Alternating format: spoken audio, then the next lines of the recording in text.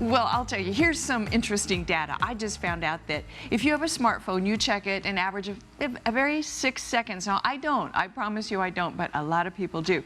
So we're going to talk about a technology in the dentist's office that uses a smartphone.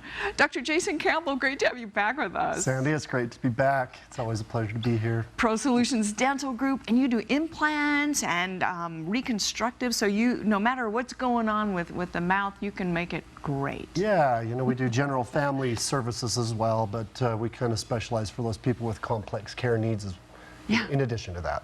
Well, and one of those is oral cancer. Now, I don't know that we think about it much. I mean, we know of, you know, the dental diseases, that kind of thing, but oral cancer, how common is that, and who's at risk? It's crazy. You know, Sandy, it's one of these areas that, you know, it's not a super common cancer, but it's becoming more and more common. About 50,000 diagnoses a year, and about 10,000 people a year die from oral cancer. No kidding. Yeah, and that's not including the people that have had it and had it treated. And, you know, the aftermath of treatment of oral cancer is terrible. You know, it really affects so many parts of your body, and it's this part of our body that we really care about. You know, our smile, our jaw, our tongue. You know, when you love to eat. Yes, right. Yeah. And when you lose those parts of your body, it's really, really devastating for a lot of people. It can affect your speech patterns, your ability to eat and chew. You know, the aftermath of oral cancer can be very, very devastating. And surgery. I mean, you see people really disfigured from surgery. So who's at risk for oral cancer then? You know, the oral cancer is actually on the rise. There's been about a 13% increase in prevalence of oral cancer and the diagnosis of oral cancer. Okay. Some of that has to do because more people are going in for examinations. We're detecting it more frequently. But a lot of that has to do for the rise of the HPV virus. You know, it's becoming more common in the human population. It's been directly linked to oral cancer and the development of oral cancers. Okay, so any age, really? Yeah, really, any age. Everybody's subject to the possibility of that. You know, people who are, you know, at an increased risk would be people who use tobacco products, people who consume high quantities of alcohol.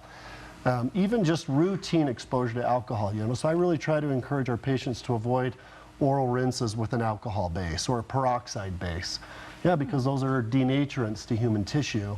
It only takes one bad cell that goes undetected by your body before you have an actual So it kind of opens it to the cancer. Increases your risk factor. Can we see this? You know, when you look in the mirror, you can see if your gums are inflamed or different kinds of things. Can you see oral cancer if it starts? That's really the point that we're trying to get to, is that unfortunately, because the cancer typically starts at the basement level of the tissue, we don't typically see it until it's in a much more advanced state.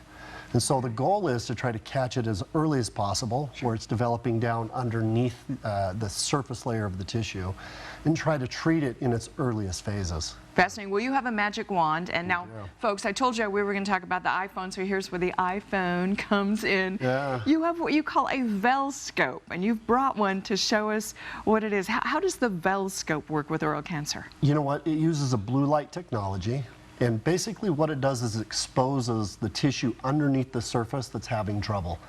When the tissue becomes denatured or altered, the light fluorescence actually makes it appear differently. So when you go in for your dental exam, part of that process should be an oral cancer screening, but that visual exam can only do so much. And so you have to have a Velscope to see what's happening underneath, kind of. It's like an X-ray for the interior of your tooth or something, without using any type of radiation. It's just a light technology. And, you know, light luminescence, it changes from one type of tissue to another. And so what it does is it screens out the healthy tissue and it shows us the affected tissue.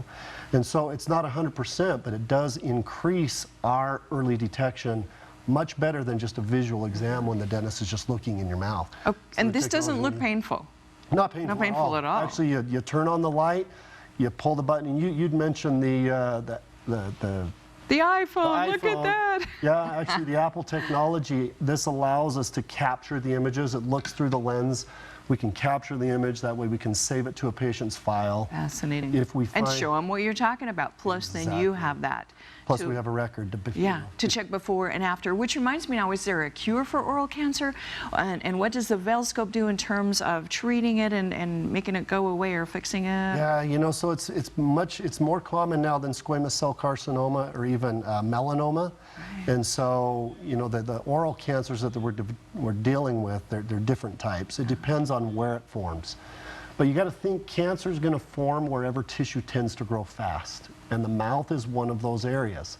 It really repairs itself fast if you like bite your tongue or you scrape your gum, or I mean, it is phenomenal how fast it heals. You go in for dental work, and within a couple of days, things are you're better. Like, I'm going to live through this now. Yeah, so that's the key. It's part of the body where tissue grows rapidly, and so just looking in those areas. So the roof of the mouth, the floor of the mouth, the side of the tongue, salivary glands are a common place for oral cancers to develop. So getting that head and neck exam, that visual oral cancer screening, a Velscope or a light fluorescence type exam, anything that can be done to detect it earlier, it's really saving lives. Go for treatment. And that's interesting. So the Velscope is actually not a treat. It doesn't treat it. It merely detects it.